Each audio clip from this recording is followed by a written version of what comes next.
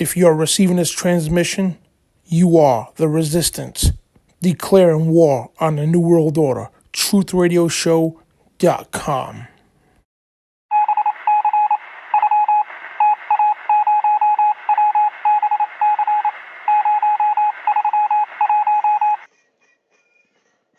This month in history, March of 2020. Brought to you by TruthRadioShow.com, The Dan Badandi Show, The Nightly News with Dan Badandi, and sponsored by MidstateGuns.com. Midstate Guns is Rhode Island's largest indoor shooting range and gun store, located in Coventry, Rhode Island. So this famous quote brought to you by Patrick Henry. This was March 23rd of 1775. He stated in the famous speech, "I know not what course others may take, but as for me, give me liberty or give me death." On this day in 1775, Patrick Henry gives a stirring speech at St. John's Church, then Henrico Parish, in Richmond, Virginia. You've almost certainly heard of this one. Henry closed the speech with the unforgettable words, "I know not what course others may take, but as for me, give me liberty or give me death." At the time, Henry was a delegate to the Second Virginia Convention.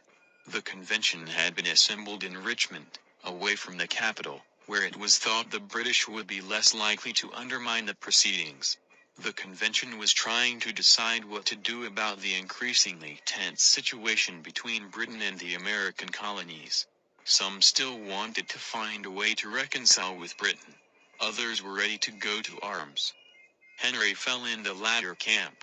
On March 23, he presented his proposal to raise volunteer militias throughout Virginia. He did so in a fiery speech that was unforgettable. There is no official transcript of the speech. Remember, the audience wouldn't have had iPhones or other smart devices to help them record or document the speech. Instead, the transcript that we have comes from the work of William Wirt, Henry's first biographer. Wirt worked hard to obtain contemporary accounts and wrote that he took the speech almost entirely, verbatim from a report by Judge St. George Tucker.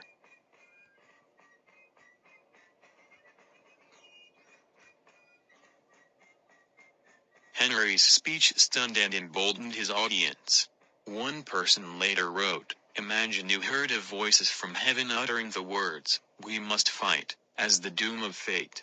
Another noted Henry's appearance. The tendons of his neck stood out white and rigid, like whipcords. His voice rose louder and louder, until the walls of the building and all within them seemed to shake and rock in its tremendous vibrations.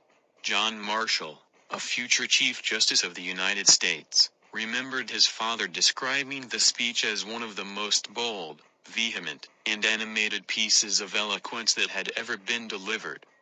Ironically, on the other side of the ocean, one parliamentary member was then urging the British government to concede and seek peace.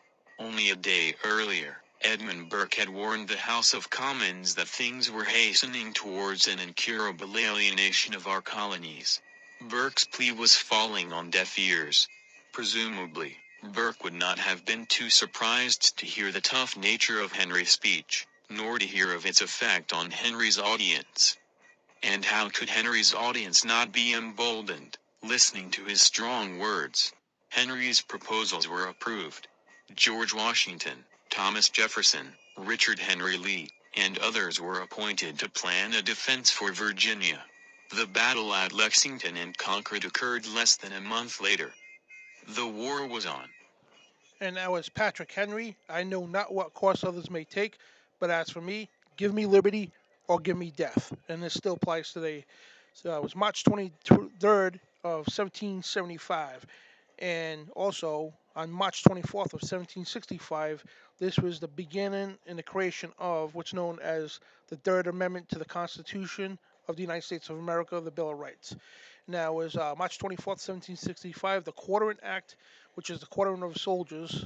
The Quartering Act was passed in the House of Commons. This amendment to existing laws forced colonists to provide housing and food to the occupying forces that England had sent to control them. It specified the places and conditions in which the British soldiers were to find room and board in America, The act required the colonies to house British soldiers in barracks provided by the colonists.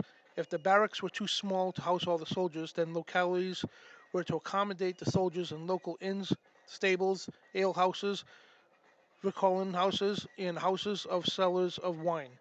Should there still be soldiers without accommodation, after such public houses were filled, the colonies were then required to take hire and make fit for the reception of His Majesty's forces, such as so many uninhabited houses, outhouses, barns, or other buildings as shall be necessary. And so, why do we think today that they were trying to house the soldiers with families? Largely, people in the time believed that, and propaganda spread that belief further. Also, occupying soldiers tend to take things farther than the rules stipulates for so home invasions and distinct possible. In recent years, documents from Perth Amboy have been uncovered that clearly show soldiers were quartering with families against their will. At any rate, the Americans found it so objectionable that quartering of soldiers is mentioned in the Declaration of Independence, and it's the Third Amendment to the Constitution for the United States of America. And that was history for March of 2020, brought to you by TruthRadioShow.com.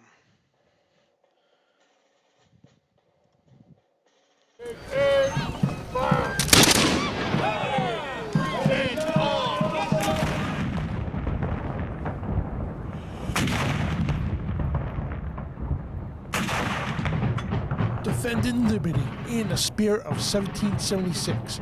It's Dan Badani on TruthRadioShow.com.